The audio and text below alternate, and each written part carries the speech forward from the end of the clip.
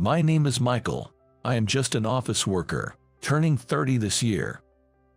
I work as a salesperson at a major company on weekdays, and I dedicate my weekend to my passion for cycling. That's my ordinary life. Today is Sunday, and it's a beautiful, warm day. There was no rain forecast, making it a perfect day to go out, so I hopped on my mint green bike and went cycling. Now, where should I go today? There's a restaurant I've been curious about. Maybe I'll head there. After exercising by cycling, I love eating a refreshing meal. The meal seems to taste several times better as it suits my heated body. I have a gathering with friends from my college days this evening, so I need to be back home by then. The restaurant is just beyond a small hill. I plan to cross the hill, eat, and then cross it again on my way back. By the time I return, it should be just the right time. It happened on my way back, after I had crossed the hill and eaten. While climbing a hill on my bike, I found a man crouching at the side of the road. He looked to be in his 50s, well-dressed. Nearby, his bike lay carelessly toppled over.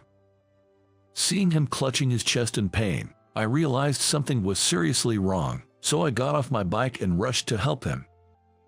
"Are you okay? Hang in there." Suddenly, my chest started hurting.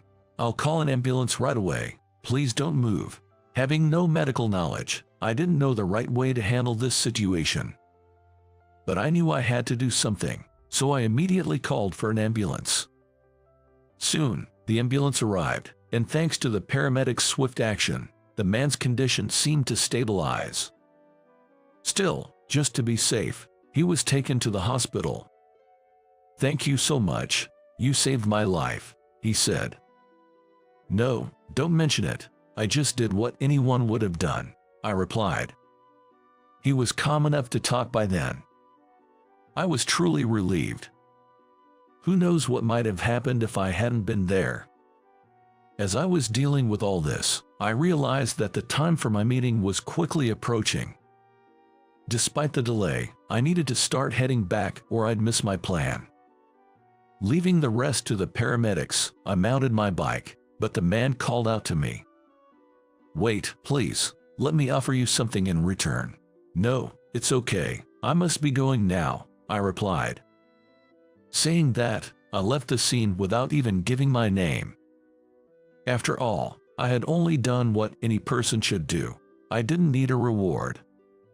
The man, too, was riding a sports bike, so he seemed to like cycling as well. I'm sure we'll meet again on the road someday. I hope to see him healthy and cycling again. It feels good to do a good deed. Helping others always brings joy. With that warm feeling, I pedaled home. The enjoyable Sunday quickly ended, and Monday arrived. A new week began. During the weekends, I enjoy refreshing cycling, but on weekdays, I transform back into a diligent worker. My sales performance isn't poor. Actually, based on the numbers alone, it's quite good. Yet, my inability to climb the career ladder has been my recent worry. The reason I can't get promoted is quite obvious. It's because of our department's manager, David. David is a stereotypical autocratic boss, rarely seen in recent years. He favors employees who flatter him over those with good sales performance. I don't like David's approach at all. I want to advance based solely on my sales performance, not by flattering David, but he won't allow it. David seems vaguely aware that I'm dissatisfied with his methods and deliberately doesn't assign me significant tasks. He probably doesn't like that I don't flatter him. So, I've almost given up on getting promoted and just focus on achieving significant results with the tasks I'm given. If I exceed expectations, perhaps a manager from another sales department might notice me. That's the slim hope I'm clinging to. One day, as usual, I went to the office and was getting on with my work. "Hey, Emily, what's the deal with this document?" David's bellow echoed through the room. "Yes, I'm so sorry. The one being scolded was Emily, a clerical employee handling accounting and administrative tasks in our department. She apologized to David in a small voice. "What? I can hear you. I'm so sorry. I've told you to make eye contact when you speak, hadn't I? I'm sorry, I'm sorry." David deliberately made Emily apologize again, even though he could hear her. "Just make sure you correct it," David yelled and threw the stack of documents he was holding at Emily. The papers fluttered in the air and scattered on the floor. Without giving it a second look, David stormed out of the floor with large strides. Emily started picking up the scattered documents alone. Thinking that David had gone too far, I stood up from my desk and rushed over to help Emily.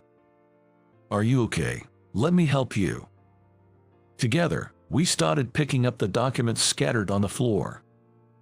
"Thank you," she said without making eye contact with me. Emily is a general employee in charge of our department's clerical work. She has a developmental disorder and finds it extremely difficult to make eye contact with people. Moreover, she apparently suffered a large burn on her face from a house fire when she was young. This injury, along with her condition, made it even harder for her to face people. Some people, like me, accept her disability as it is, while others, like David, do not tolerate it. In such a toxic work environment, one might think she should just quit, but this company was a place where Emily, with her developmental disorder, finally managed to find employment. Finding another job is not guaranteed, so quitting isn't a simple option for her. Even though she has a developmental disorder, Emily is competent at her job. She occasionally makes mistakes, but when she's focused, her work output is incredible compared to others. Even I have been helped by her many times. David must know that she is a capable worker. Yet, he discriminates against her because of her developmental disorder, subtly bullying her in hopes she'll quit. "If there's anything I can do to help, just let me know. I'll do what I can to assist," I offered. "Thank you, but if you pay attention to me, even you might get bullied by David," she cautioned. This was the reason why other employees, despite noticing her mistreatment, didn't help her. Defending Emily, who was targeted by David, could jeopardize their own career advancement. David already promotes employees who flatter him. If I were seen defending Emily, it could completely ruin my chances for promotion by upsetting David. "It's okay. I have no interest in sucking up to David for a promotion," I assured her. "Is that so?" Emily seemed relieved by my response. She still didn't meet my eyes, but her voice softened a bit, conveying her emotions. I was content just being able to communicate with her in this way. A few days later, another incident occurred. "Emily, what's this? The numbers are wrong." David's angry voice echoed from the early morning. Again, I sighed in frustration. "These numbers here. This is an important document. How are you going to fix this?" "I'm sorry, but these numbers were based on the instructions you sent via email. Are you defying me? That's some nerve you have." From what I overheard, it seemed Emily had prepared the document with numbers David had mistakenly instructed her to use, and it was sent to a client. Clearly, it was David's mistake, but he was blaming Emily and shouting at her. This was beyond unreasonable. I don't care if you have a developmental disorder or what, but you should be grateful for being employed. Don't defy me. Yes, I'm sorry. Besides, you're a woman. Why don't you dress more femininely? Put on some makeup to cover that ugly face. You look like a monster. David's words froze the air around us. This was too much. A woman's appearance has nothing to do with her work. Furious, I found myself in front of David, slamming my hands down on the desk loudly. Enough already. From what I've heard, the mistake in this document was due to your incorrect instructions, wasn't it? Moreover, a person's work has nothing to do with their appearance. Why do you find joy in saying things that hurt women? I couldn't stand David bullying Emily. heartlessly exploiting her vulnerabilities for his amusement. I wanted to make him realize he was doing something utterly despicable as a person. But my words didn't reach him. Instead, David turned his anger towards me. "Michael, who do you think you are, talking to me like that, defying me?" "I'm not defying you. I'm just stating what any decent person should," I retorted. David became furious, and sensing that things were going seriously awry, the other employees, who had been silent until now, started to buzz with activity. "Michael, stop it. This is bad. Don't push it too far. It's dangerous. Apologize already." Whispers of caution reached me, but I didn't back down. Once my anger boiled over, it wasn't easy to calm down. "Apologize to Emily," I demanded.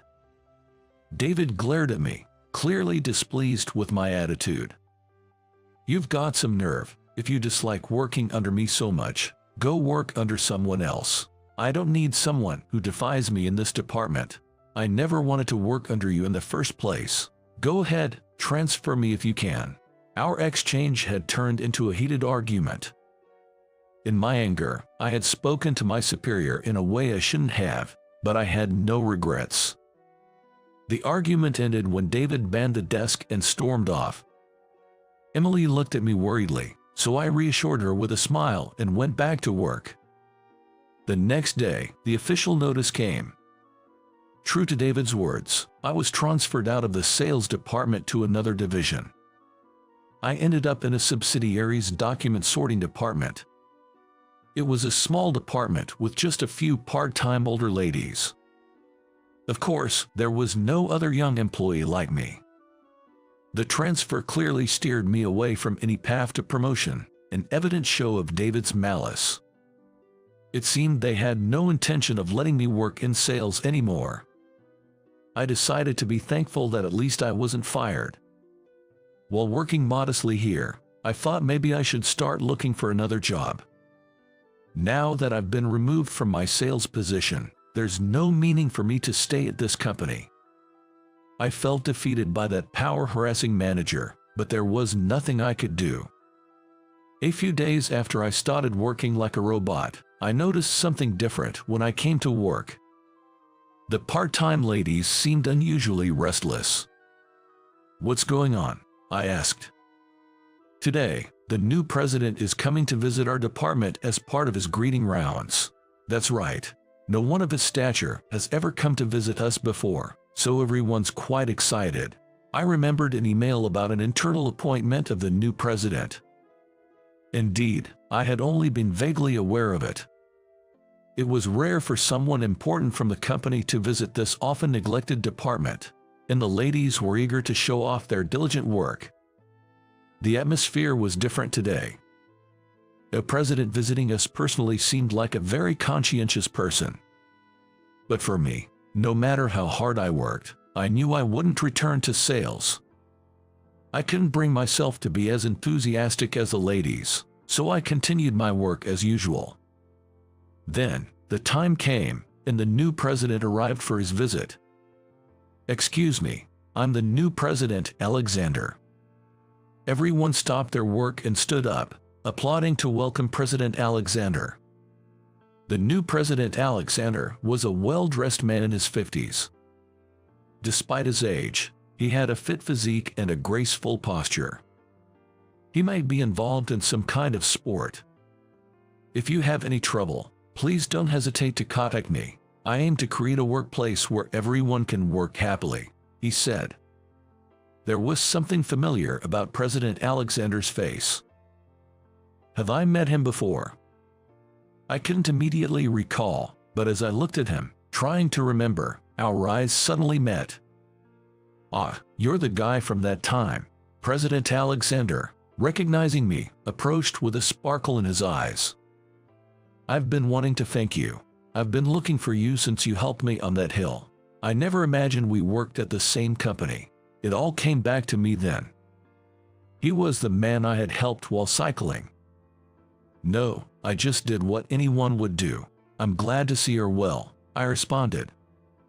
"I really owe you one. If it weren't for you, I don't know what would have happened," I'm truly grateful," he expressed. President Alexander extended his hand for a handshake, and I reciprocated naturally. He was a person of good manners, treating even a subordinate like me with respect. So different from a certain power-harassing manager. I wish I could work under someone like him, I thought.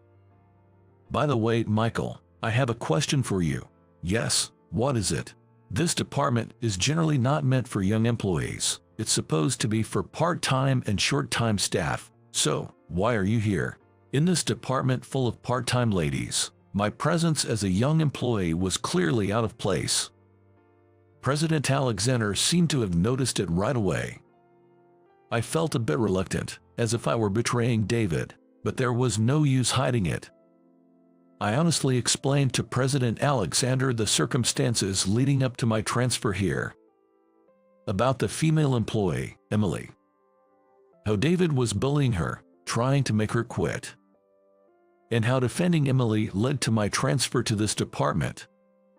I told him everything, sparing no details. President Alexander listened to my entire story, without interrupting. "I see, so that's what happened. I'm sorry, can I borrow your phone for a moment?"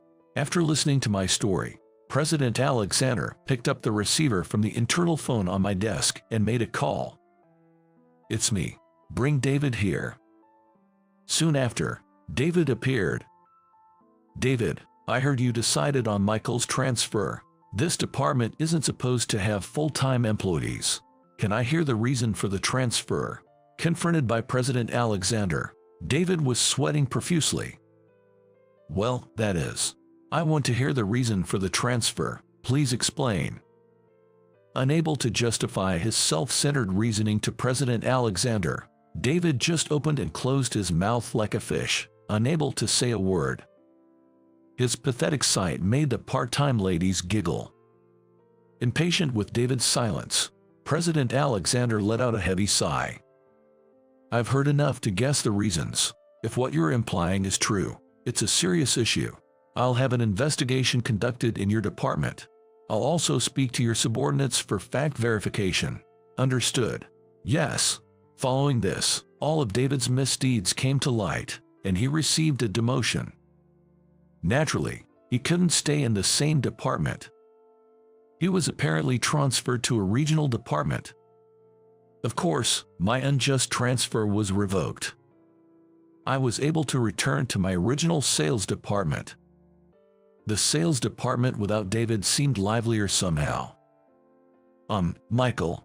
The first to approach me upon my return was Emily. "I'm sorry my situation caused your transfer."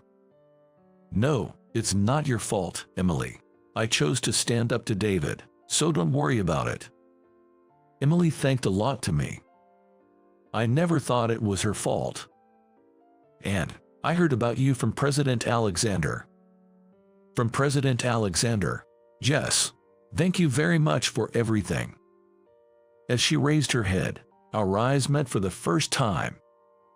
Emily, who had difficulty making eye contact, was looking directly at me. "President Alexander spoke very highly of you. He said you're a sincere and righteous person. I also heard about your help during the cycling incident." That's just. I did what anyone would do." I felt a bit embarrassed being praised face to face, but I was happy she was looking me in the eye. "Actually, I also like cycling." "Is that so?" Turns out she enjoyed cycling too. Cycling, as it turns out, is appealing because the faster you pedal, the faster you go, allowing you to immerse yourself in the simple act of pedaling. It's a form of enjoyment that suits Emily's incredible concentration. When I mentioned this to President Alexander, he invited us to go cycling together. "Michael, would you like to join us for a ride on our next day off?" The idea of cycling together with President Alexander and Emily sounded enjoyable. There was no reason to decline. At work, with the dictatorial manager gone, I started receiving fair evaluations. As a result, my salary increased, and I even got a promotion. In my personal life, I made new cycling friends, making my weekend delightful. My ordinary life suddenly became vibrant and colorful. I was sometimes ridiculed for being too serious, but I'm glad I stayed true to what I believed was right. Thanks to that, I'm now enjoying both my work and personal life immensely, living a fulfilling life every day. My name is David. I divorced at the age of 25 and took it as an opportunity to enroll in medical school, fulfilling my long-held dream of becoming a doctor. After completing my residency and working at a university hospital for about 2 years, I started my own practice last year, marking a new beginning in my life. I used to lack confidence. Despite growing up in a warm family, I became accustomed to suppressing my own desires to avoid causing any trouble for my parents, often yielding to others' wishes. My ex-wife, Jessica, was one of those people. "David, let's go to Hawaii on our next day off." "But we just went to Mexico. I don't have enough money." "What? Not able to take your girlfriend to where she wants to go? What a loser." "Well, if you could chip in a little." "Why should I pay for anything? You're a man, aren't you?" Having worked straight after high school, I had a longer work history than Jessica, who was a college student at the time. Still, jobs available to high school graduates didn't pay much back then. It was enough for me to live on my own, but Jessica, somehow convinced that my longer work history equaled higher wages, expected me to pay for all our dates. She was extravagant with money, insisting on trips during long vacations. She never spent any of her own money, always cunningly relying on mine. Yet, lacking confidence and feeling it was a miracle to have a girlfriend despite my low salary and high school education, I couldn't bring myself to leave Jessica.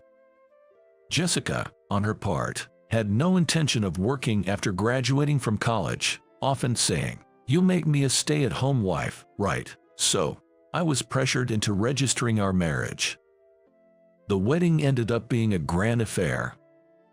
I had suggested a ceremony that suited our means, but she wouldn't listen, and we ended up having a lavish wedding funded by both her parents and mine.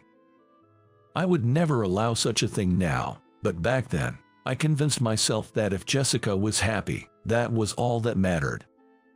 The real nightmare began once we were married and living together. Jessica had insisted on handling our household finances and was adamant about holding onto my paycheck. However, she was shocked when she first saw my pay stub. Ever since then, I've been constantly berated for having a low salary. In addition to that, she drank alcohol and smoked cigarettes. Furthermore, she claimed it was my fault she needed these stress relievers and began serving me only bread and pickles. She wouldn't cook and would eat delicious store-bought side dishes in front of me. I was constantly called a low earner and worthless man. During this time, I experienced a turning point. One morning, I found myself unable to get out of bed. Despite this, Jessica demanded I go to work, saying it was my responsibility as the low earner, and left for her day. I managed to get up and went to the hospital, not work. Ashamedly, I had to borrow money from my parents as I had none. The diagnosis was mild malnutrition and depression. I was advised to take a leave from work. I returned home, dreading Jessica's reaction. When I explained the situation and mentioned taking a leave of absence from work, Jessica became more hysterical than usual and hit me. "You're such a useless man. How can you be so worthless, not earning enough money, and now getting sick? I want a divorce." All right. Honestly, I was relieved at the prospect of divorce and watched Jessica leave. Finally free, I took a month off as prescribed, but recovered from depression in just 2 weeks, realizing it was Jessica, not work, that had caused it. During the remaining 2 weeks, I thought about my future with a clear mind, likely due to resuming cooking for myself.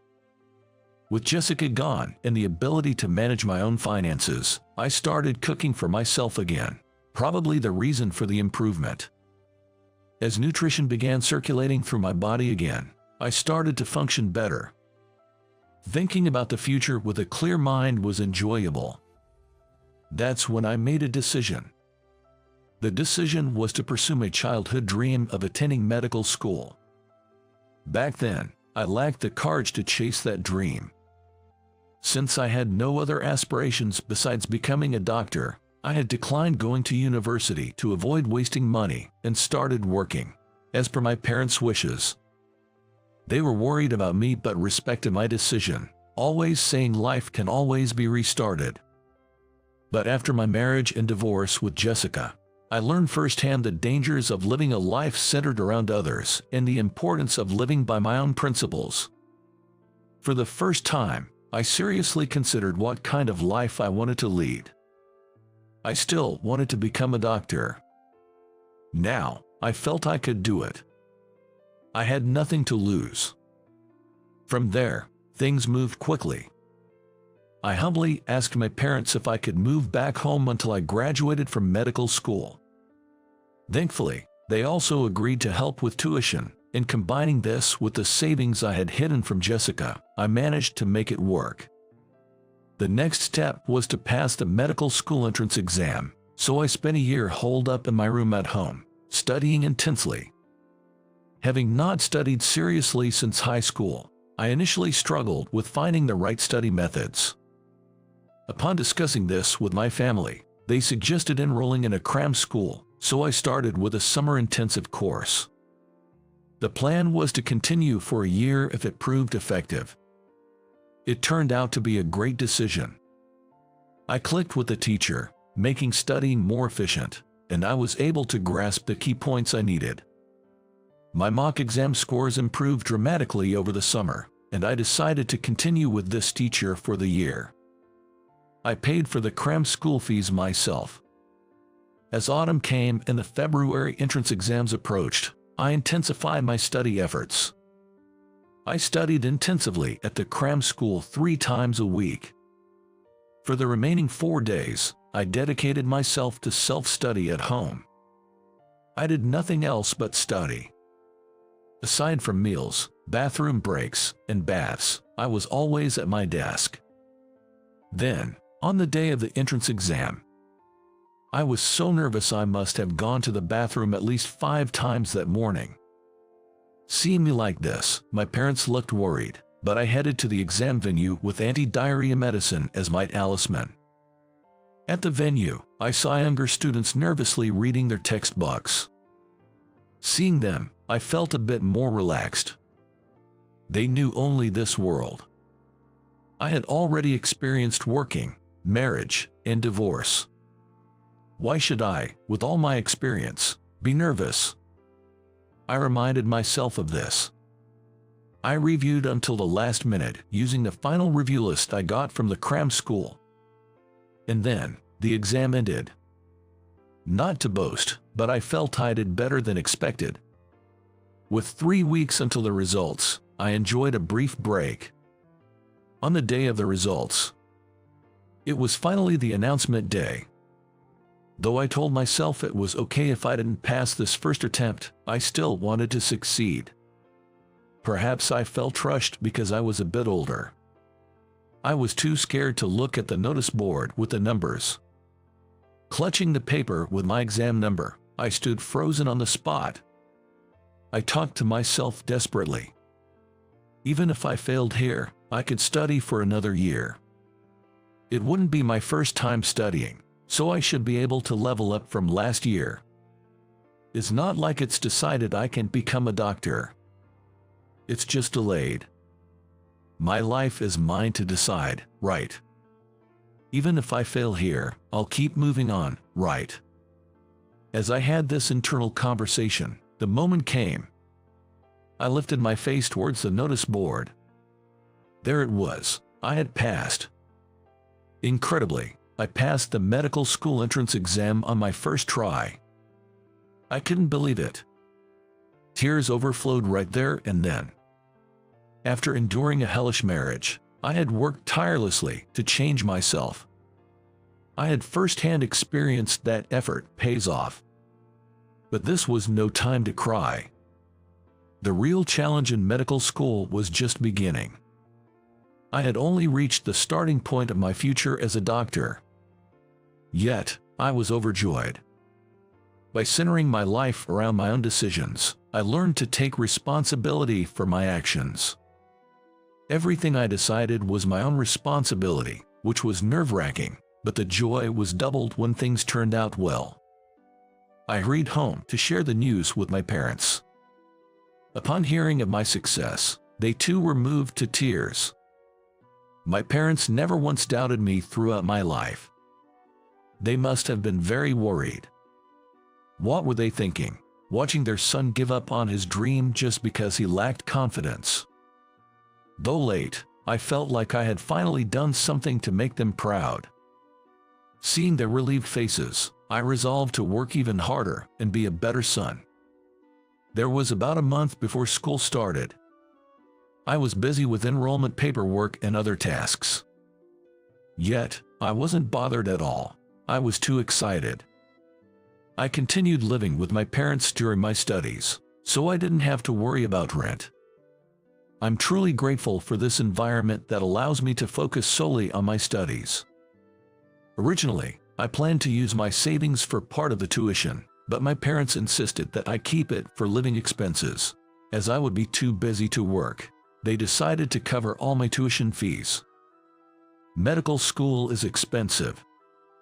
When I asked if they were sure, they revealed they had been saving for my education since the day I muttered about wanting to become a doctor. Parents are incredible. Before classes started in earnest, there was an orientation at the university, which I attended. There, I met Emily, who is now my fiancée. By chance, Emily and I were the same age. She had graduated from a different university and worked for a while but couldn't give up her dream of becoming a doctor, so she quit her job to start medical school. Our circumstances were almost identical, except for the marriage and divorce.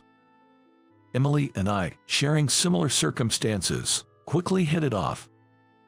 We exchanged contact information and kept in touch constantly until university started. My life felt completely different once I shifted to living by my own values. Those difficult years seemed meaningful now, as they led me to my current life. Emily suggested we work on a report together, so we met at a cafe near the university and collaborated, debating and discussing as we worked. We had similar goals and, being the same age, we enjoyed each other's company. Time passed, and Emily and I were in our third year of medical school. By then, we were spending nearly every day together. I officially asked her out, and we became a couple. Our top priority has always been our studies. Becoming doctors is our ultimate goal. We promised each other not to lose sight of these two objectives as we continue our journey. With Emily, I felt we could motivate each other, and our time together made us work twice as hard. Our dates mainly consist of studying in cafes and taking walks on the way home. Occasionally, we go to the movies. Both of us living at home, we spent about half a year like this, and Emily said she was happy. After 6 months, I introduced Emily to my parents. Having gone through the experience with Jessica, I was a bit nervous, but my parents were delighted and welcomed Emily warmly. From then on, Emily and I started spending days at my parents' house when we didn't feel like going out or just wanted to relax. Look at this, Dave. You bought that. I was actually thinking about getting it too. I can lend it to you after I'm done reading it, if you can wait. I can wait, so I'm buying it now. Let's exchange our thoughts after we've both finished reading it. In this way, Emily and I spent our time peacefully, never fighting. Always positive, Emily is an independent and straightforward woman. Yet she has this adorable side that makes me feel she's too good for me. I often think how great it would be to become fully qualified and marry Emily. Whenever I mention this, Emily always insists that she has no intention of being supported by me, and that it's fine even if I'm not fully established yet. What a strong woman she is. Well, our dream is to become fully fledged doctors, so there really isn't an option not to become one. Time passed, and graduation approached. Both Emily and I managed to graduate without any delays. It was a miracle I got into medical school on my first try, let alone graduating straight through. It's all because Emily and I worked hard together. By the time of our graduation, I had decided to propose to Emily. For our graduation celebration, we dined at a fancy restaurant we wouldn't usually go to and enjoyed the night view. I felt too embarrassed to propose in the restaurant, so I planned to do it during our usual walk. Although our usual walking path was nice, tonight's path with its beautiful night view made me feel quite romantic. We're finally graduating. Yeah, we really did our best. It's all thanks to you. I would have struggled a lot more if I were alone. We both supported each other, right? It's good that we'll both be in our hometown for our internships, even though they are different places. Yes, but honestly, I'm a bit anxious. About what? We've been together for 3 years, but if you count from the day we entered school, it's been 6 years. I'm a little sad to think about the days we won't be able to see each other now, but I bet we'll be too busy to worry about it, though. About that, I don't think I could find another partner who motivates me as much as you do, and you know, I used to lack confidence and felt anxious every day, but being with you, I've started to like myself. That's why I want us to be together forever. Of course, I know, I know we'll be fine, but to make us feel even more secure and as a mark of my commitment, Emily, will you marry me? Really, I'm so happy I'm crying. Of course I will. Emily accepted my proposal with tears and a radiant smile. From that day, Emily became my fiancée. We decided not to register our marriage during our internship period to focus on our training. Both my parents and Emily's were overjoyed and supported us wholeheartedly. We discussed living together during our internship, but decided it would be too challenging with the new job, so we continued living at our respective homes for a while. 2 years into our internships, after some ups and downs, Emily and I continued to motivate each other and made it through. As we both aimed to become pediatric specialists in the next 3 years, living together seemed more convenient. So about 2 years after getting engaged, we finally decided to move in together. We planned to register our marriage once we were ready to start our own practices after these 3 years. Neither of us was particularly focused on the formalities of marriage, as we were always together and focused on our life goals. However, since it would be Emily's first marriage, we promised her parents to officially register at the appropriate time. Both families were incredibly supportive as we planned everything and kept them informed. We squeezed in time to search for a place to live amid our busy schedules.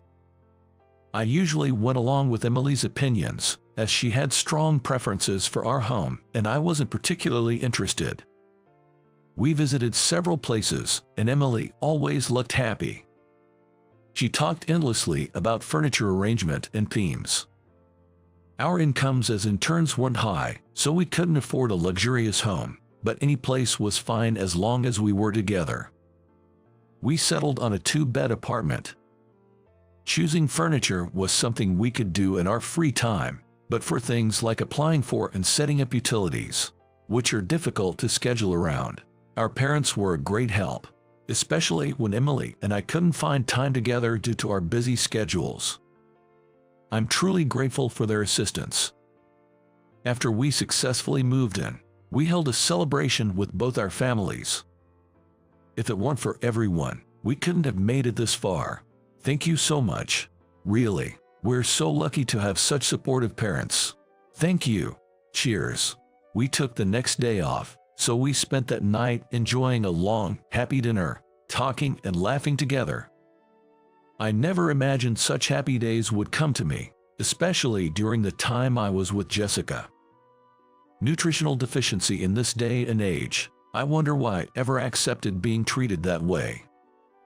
After our parents left, Dave, I don't really like talking about the past, but what's up? Remember, you can ask me anything. I have told Emily everything about Jessica. This includes all the reasons for our divorce. I didn't want to portray Jessica as a villain, so I made sure to explain that my own lack of confidence was also part of the issue. Moreover, I acknowledged that there might be times when being with someone who is divorced like me could cause her anxiety. I had told her to feel free to ask me anything during such times. It's not that I'm anxious, but I just want you to know that I'll never let you suffer from nutritional deficiency. What? It's just, thinking of how wonderful you are makes me sad that you were treated that way. Emily, you're really funny and kind. With you, I'll never go back to being who I was before. Besides, now I'm confident enough to at least feed myself properly. I know, but I might not be able to express it well, but I want to take good care of you, Dave. Thank you. I'm definitely going to make you happy. And so, our first night living together was sweet and affirming, cementing my belief that Emily is indeed my lifelong partner. It was the first time a woman had ever said she would take care of me. Emily constantly surprises me in the best ways. Emily taught me that it's okay for a man to rely on someone else. She also showed me that it's okay for a man to cry. Furthermore, Emily taught me the importance of valuing each other equally. Years later, Emily and I successfully obtained our pediatric specialist licenses. We were working at a university hospital while planning to start our own practice. Around that time, I heard from a local friend that Jessica had remarried. Since I'm not on social media, I had no idea what she'd been up to, but apparently, she married the owner of a construction company in our hometown. My friends, who had always sided with me, never shared any information about me with Jessica. However, since Jessica actively posted her life updates on social media, everyone knew what she was doing. It seemed she had been dating men who could financially support her since our divorce, but she seemed dedicated to her new husband. Well, for Jessica, it's probably dedication to his money. I glanced through her social media history, which my friend showed me. Jessica had transformed into a flashy woman with blonde hair and leopard print attire. The photos posted were all of meals at high-end restaurants. There were also pictures of brand-name clothes and bags she had purchased, as well as luxury accessories that she apparently received as gifts. The content was so excessive that just looking at it made me feel almost queasy, so I closed the phone halfway through and handed it back to my friend. Even when she was married to me, she used to post photos from trips we couldn't afford, just for show. I wonder how much of her current life is real. Honestly, I'm more worried about her new husband. I wonder if he's not being pushed too hard.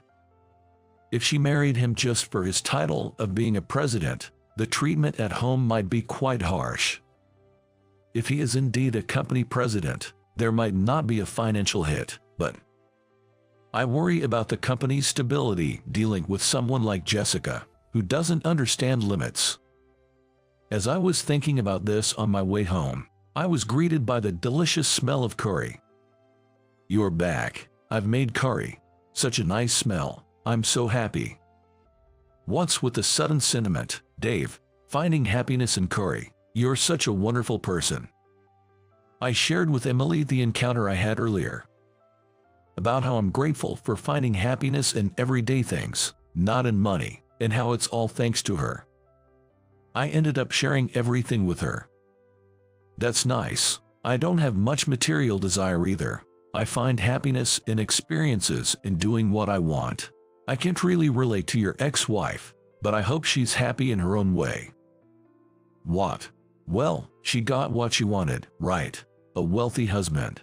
If that makes her happy, then that's good for her. I just hope she isn't mistreating her new husband. Yeah, Emily. Being able to wish happiness for your fiancé's ex-wife. How incredible are you? I'm almost moved to tears. It's just a lack of interest. I don't want her unhappy and coming back to affect you, Dave. I see. Emily is truly remarkable. Even making light of it, it's something not many people can say.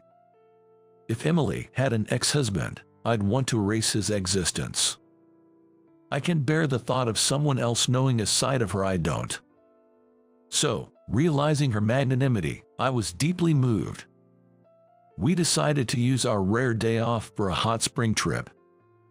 Next month would be the final push for opening our practice, which meant we'd be extremely busy. So, before that, we wanted to relax. I had already submitted my resignation at the university hospital and was using up my paid leave. Emily planned to join the clinic after it was established, so she would continue at the university hospital for a while longer. Today and tomorrow, we decided to indulge and even bought first-class tickets for the train. And as we were finding our seats, "Wait a minute, David, aren't you David? Jessica, long time no see. You still look as poor as ever. This car isn't for poor people like you, pretending to be something you're not by sitting in first class. How embarrassing. Good thing I left you when I did. I'm now married to a company president and set for life. Hello." As I stood there, speechless, Emily popped her head out from behind me and greeted Jessica. "And you are?" "I'm Dave's fiancée, Emily. Getting engaged to such a poor man, you're going to have a hard time. I was smart enough to escape in our early days. Thanks to that, I married a president and am set for life. You must be jealous." "Indeed, how wonderful. What's with the attitude? You're just another poor couple, aren't you? Don't be jealous." "Jessica, that's enough. Emily, let's go to our seats." Emily smiled politely at Jessica and followed me. I was impressed by her composure. Honestly, my knees were shaking. It's not so much fear of the current Jessica, but a flashback to the trauma of the past. Emily, noticing my cold sweat, was concerned about me. She kindly went and bought me a drink. We weren't too far from Jessica and her husband's seats, but far enough not to hear their conversation, which was a relief. As we were talking about looking forward to the hot springs. "Is there a doctor on board? Anyone?" We heard cries for a doctor in the train. Turning around, we saw an elderly person collapsed behind Jessica's seat, face pale.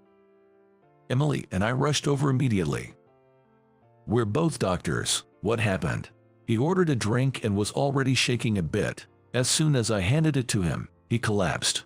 "Here, Dave, use this." "I see, it could be hypoglycemia. Do you have any Coke or chocolate?" "Wait, what kind of joke is this? David being a doctor? That's impossible. If you perform medical acts without qualification, that's a crime. Stay away. Just be quiet." Startled by my shout, something she had never experienced from me, Jessica was clearly shaken and fell silent amidst the commotion in the train. Amidst the chaos, Emily and I swiftly attended to the patient. "Here's the Coke and chocolate." "Thank you. Dave, shall we try giving him some Coke first?" "Wait a second, are you okay? Can you hear me?" There was a faint response. Without intravenous glucose on the train, it was crucial to get him to ingest a sugar-rich drink or food to avoid danger. "He's responding. Okay, look for a glucose meter in his bag." "Got it." "Sir, we're going to measure your blood glucose level now, okay? It will sting a bit." The symptoms clearly indicated hypoglycemia, but we measured his blood glucose level to be sure. We pricked his finger and set the blood on the meter. As expected, his blood glucose level was dangerously low. "Confirmed hypoglycemia. Emily, can you help him drink the Coke? I'll arrange for an ambulance at the next station." "Understood." As Emily helped him sip the Coke through a straw, the man's color visibly returned. By the time we reached the next station, he was able to converse. We had him taken in an ambulance to the hospital for a thorough checkup. "David, are you really a doctor?" "Yeah, I am." "But when you were married to me, you were just a nobody." "Maybe I was." Jessica, faced with my calm response, turned pale. She probably thought she had missed a golden opportunity. In her mind, being a doctor equated to being wealthy. Her attitude towards me hadn't changed. She still saw me as worthless. When did you become a doctor? If I had known you had such intentions, I wouldn't have divorced you. I decided right after our divorce. I thought I had nothing to lose and decided to pursue my long-held dream. Thanks to that, I met Emily. I'm happy now. Why couldn't you have done that when we were married? If you were a doctor then, I could have had a better life. I don't live to make you comfortable. What? Isn't it obvious for a man to support a woman? What kind of adolescent fantasy are you spouting? And your fiancée? She must be after your money too. Actually, I'm a doctor too, so there's no need for me to rely on him financially. What? Then you don't need David. Break up with him. Why should we? I'm happy with her. Come back to me, David. You'll have someone to provide for. That's more motivating, right? Do you even know what you're saying? Hello, you do realize that I'm here too. You be quiet. They are doctors. They earn way more than you, right, David? Leave her and be with me instead, please. That's impossible. Incredibly, upon learning that I had become a doctor, Jessica suggested getting back together with me. And she did this right in front of her husband. Her husband was left speechless. Of course, it was shocking to encounter someone so blatantly disrespectful. Jessica, right. I won't be leaving Dave, even if he doesn't earn a penny. You're only saying that because David is a doctor now. If he were actually poor, you'd run away in an instant. That's not true. We met right after I entered university, after my divorce with you. I had no money then and was living at my parents' house. When we started dating, I was still a student with no guarantee of becoming a doctor. Yet, Emily found happiness in the small things of everyday life and chose to be with me.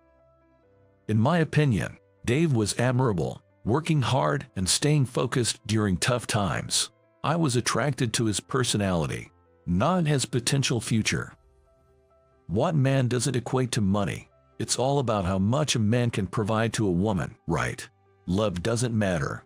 I can't take this anymore. I'm leaving. Wait, Michael, where are you going?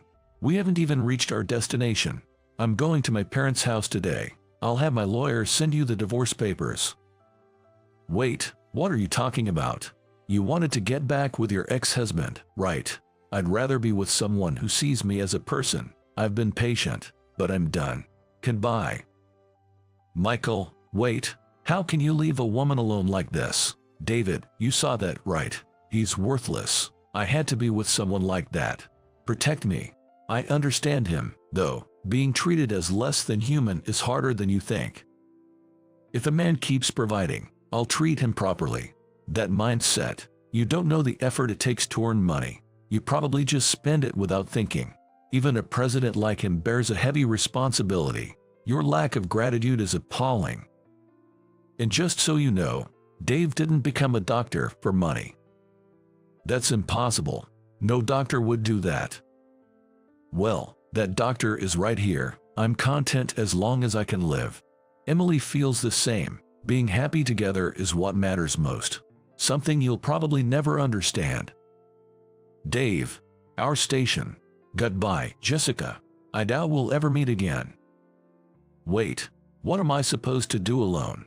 Leaving Jessica yelling in the train. Emily and I got off at our station. Sorry for showing you that mess. Dave, you were so cool, and I take back what I said. Take back what? She won't be happy. Right. That was the end of the topic about Jessica. Emily and I changed the topic and returned to our usual selves, looking forward to our wonderful hot spring trip. On the way to the hotel, I was honestly overwhelmed with shock, unable to believe my past self. How did I ever get caught up with such a woman? It was clear, a woman who blatantly says men are only for money. Every time her image crossed my mind, I looked at Emily's smile and felt happy again. When we arrived at the hotel, we fully enjoyed the hot springs and delicious food. Afterward, I heard Jessica beg her husband not to divorce her. But of course, he said no. After divorcing me, she was still young and had men flocking around her, but as she approached her late 30s, No one wanted to be with someone who only cared about money. She refused to change her ways. Somehow, she got my number and started calling me, still asking for financial support. At first, I answered as I didn't recognize the number, but it was just her usual demands. She even suggested I give her an allowance without marrying her, which was utterly absurd. I immediately blocked her number. She had chased away all her friends with her behavior, leaving her completely isolated. Even her parents were outraged when they learned the whole story and cut ties with her completely. No one knows where she ended up after losing all her options. Meanwhile, Emily and I got married the following month. We had a small, intimate ceremony at a church, celebrated by our families. Emily looked so beautiful in her wedding dress, I cried, but that's just between us. For our honeymoon, we went to Massachusetts for a week to enjoy delicious seafood, as she preferred domestic travel. She's always been modest and warm-hearted. After returning, we started preparing for the opening of our clinic. While Emily was still working at the university hospital, I mostly handled the preparations for our clinic on my own, and it turned out to be more challenging than I had anticipated. However, with Emily's advice, we successfully opened a clinic.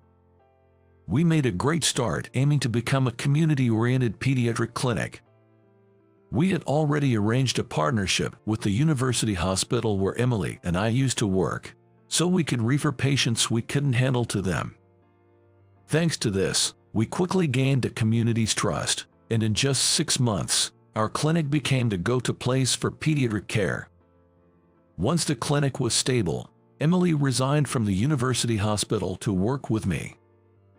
A clinic run by a pair of married doctors was quite rare, attracting attention and even getting featured in the local newspaper. Emily was exceptionally skilled in handling children, impressing even me, a fellow pediatrician. But Emily didn't want to stop there. Next, Emily plans to obtain a qualification as a child psychologist. Having more specialties than just 2 pediatricians in our small clinic seemed like a good idea, especially since the mental health of children can significantly impact their future. Emily has been interested in this field since her university days. After discussing it together, we decided on our next goal, to eventually expand our clinic to include both pediatric internal medicine and mental health services. Working towards this goal, we're committed to spending our days together, both seriously and joyfully.